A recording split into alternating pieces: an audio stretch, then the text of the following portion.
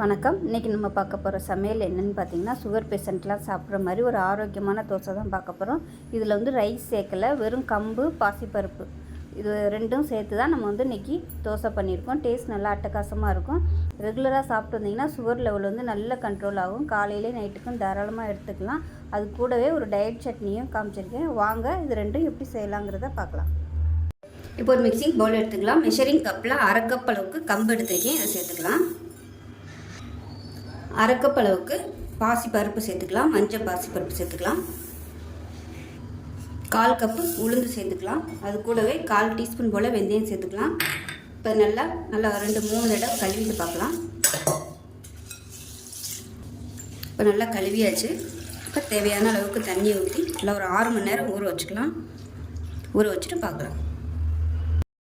இப்போ ஊற வச்சுருந்தது நல்லா ஊறிடுச்சு. நான் வந்து தண்ணியை இருத்துட்டேன். அந்த தண்ணியோடு நம்ம சேர்த்து அரைச்சோம்னா புளிப்பு வந்து அதிகமாகிடும், மொறுன்னு ஊற்றுரும். அதனால் 2-3 தடவை அந்த தண்ணியை அலசிட்டு எடுத்து வச்சுருக்கேன். இப்போ வந்து ஒரு மிக்சி ஜாரில் சேர்த்துக்கலாம். கொஞ்சமான அளவுங்கிறதுனால நான் வந்து மிக்சி ஜாரில் சேர்க்குறேன். கிரைண்டர் யூஸ் பண்ணுறதுனால நீங்கள் யூஸ் பண்ணிக்கலாம். 2 பேட்சாக போட்டு அரைச்சிக்கலாம். ஃபஸ்ட்டு இதை அரைச்சிட்டு கொஞ்சமாக தண்ணி ஊற்றி நல்லா நைஸாக அரைச்சிட்டு பார்க்கலாம். இப்போ ஃபஸ்ட்டு போட்டதை அரைச்சாச்சு.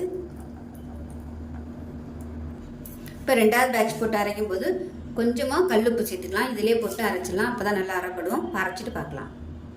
இப்போ 2வது போட்டது நல்லா நைஸாக அரைச்சாச்சு. மிக்ஸி அரைச்சிட்டு கொஞ்சமாக தண்ணி சேர்த்துக்கலாம். உப்பு வந்து அரைக்கையிலே போட்டேன். இப்போ வந்து நல்லா மிக்ஸ் பண்ணி விட்டுக்கலாம். நம்ம மிக்சியில் போட்டதுனால அந்த சூட்டுக்கே சீக்கிரமாக புளிச்சிடும். நீங்கள் வந்து ஐஸ் க்யூப் சேர்த்து கூட நீங்கள் அரைச்சிக்கலாம். இது புளிக்க வைக்கிறதுக்கு ஒரு 5 மணி நேரம் புளிக்க வச்சா போதும். மிக்சியில் போட்டதுனால சீக்கிரமாகவே புளிப்பு ஏறிடும், புளிச்சு வந்துடும். ரொம்ப நேரம் நீங்கள் ஓவர் நைட் ஃபுல்லாக நீங்கள் வந்து புளிக்க வச்சிங்கன்னா உங்களுக்கு ரொம்ப அப்படியே மொறுன்னு வந்துடும். தோசையோ இட்லியோ ஊற்றுறதுக்கு வராது. அதனால் 5 மணி நேரம் இல்லை 6 மணி நேரம் புளிக்க விட்டாலே போதும். எந்த சிறுதானியமாக இருந்தாலும் சரி 6 மணி நேரத்துக்குள்ளே நல்லா புளிச்சிடும். இது நல்லா 6 மணி நேரம் புளிச்சதுக்கப்புறம் பார்க்கலாம். ஒரு மிக்சி ஜார் எடுத்துக்கலாம். மெஷரிங் கப்பில் 3/4 கப் அளவுக்கு வறுத்த வேர்க்கடலை சேர்த்துக்கலாம். வறுக்காததாக இருந்துச்சுன்னா வறுத்துட்டு சேர்த்துக்கோங்க. இதில் வந்து காரத்துக்கு தேவையான அளவு பச்சை மிளகாய் சேர்த்துக்கலாம். நான் வந்து பெரிய பச்சை மிளகாயை 2 சேர்க்குறேன். 3 பல் பூண்டு, சின்ன துண்டு புளி சேர்த்துக்கலாம். அதோட கொஞ்சமாக கருவேப்பிலை, நல்லா ஒரு கைப்பிடி அளவுக்கு கொத்தமல்லி இலை சேர்த்துக்கலாம். இதில் கொஞ்சமாக தண்ணி ஊற்றிக்கலாம். தண்ணி ஊற்றிட்டு உப்பு சேர்த்துக்கலாம் தேவையான அளவுக்கு. இது வந்து நல்லா நைஸாக அரைச்சிட்டு பார்க்கலாம். இப்போ சட்னி நல்லா நைஸாக அரைச்சிட்டு வந்தாச்சு. இது வந்து நான் இன்னைக்கு தாளிக்கலை. விருப்பப்பட்டால் நீங்கள் தாளிச்சுக்கோங்க. டயட்டில் இருக்கிறவங்களா இருந்தால் தாளிக்க வேணாம், அப்படியே சாப்பிட்டீங்கனாலும் நல்லா தான் இருக்கும் டேஸ்ட்டு. இப்போ மாவு எப்படி இருக்குன்னு பார்க்கலாம்.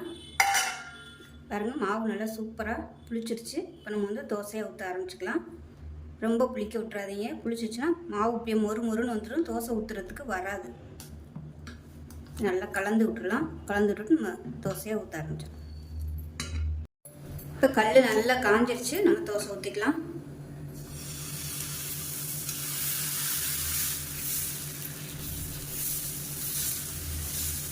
அருமையாக தோசை இழுக்க வருது. ரொம்ப புளிச்சிச்சுன்னா உங்களுக்கு தோசை வந்து இழுக்கவும் வராது. இப்போ அது மேலாப்பில் எண்ணெய் விட்டுக்கலாம். எண்ணெய் வேணாம்னா நீங்கள் அவாய்ட் பண்ணிடலாம். ஒரு 4 சொட்டு அளவுக்கு தான் எண்ணெய் விட்டுருக்கேன். நல்ல வாசனையாக இருக்குது. இப்போ பாருங்கள், நமக்கு தோசை அருமையாக ரெடி ஆகிடுச்சு. எடுத்துடலாம். கலர் சூப்பராக வந்திருக்கு பாருங்கள். இப்போ இதே மாதிரி எல்லா தோசையும் நம்ம ஊற்றி எடுத்துக்கலாம். இதில் விருப்பப்பட்டால் நீங்கள் வெங்காயம், தக்காளி, வெஜிடபிள்ஸ் கூட சேர்த்து ஊத்தப்பம் மாதிரி கூட நீங்கள் ஊற்றி சாப்பிடலாம்.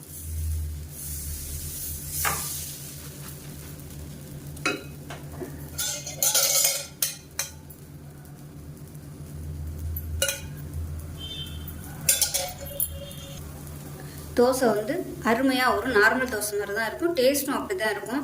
டெய்லி வந்து நம்ம புளிச்ச மாவுலே இட்லி தோசை ஊற்றாமல் அழகாக கொஞ்சம் கொஞ்சமாக நம்ம மிக்சியிலே போட்டு அரைச்சிடலாம். தாராளமாக வந்து ஒரு 2 பேர் 3 பேர் சாப்பிட்றதுக்கு நல்லாயிருக்கும். சுகர் பேஷண்ட்டாக இருக்கிறவங்களுக்கும் ரொம்பவும் ஹெல்த்தியாகவும் இருக்கும், ஈஸியாகவும் இருக்கும். டெய்லி ஒவ்வொரு தோசை இது மாதிரி ஏதாவது ஒரு சிறுதானியங்கள் வச்சு தோசை சாப்பிட்லாம். கொஞ்சமான அளவு சேர்த்திங்கன்னா காலையில் ஒரு 3 தோசை இல்லை 2 தோசை, நைட்டுக்கு ஒரு 2 தோசை தாராளமாக நம்ம மிக்சியிலே போட்டு அரைக்கலாம். ரொம்பவும் ஹெல்த்தியாகவும் இருக்கும்.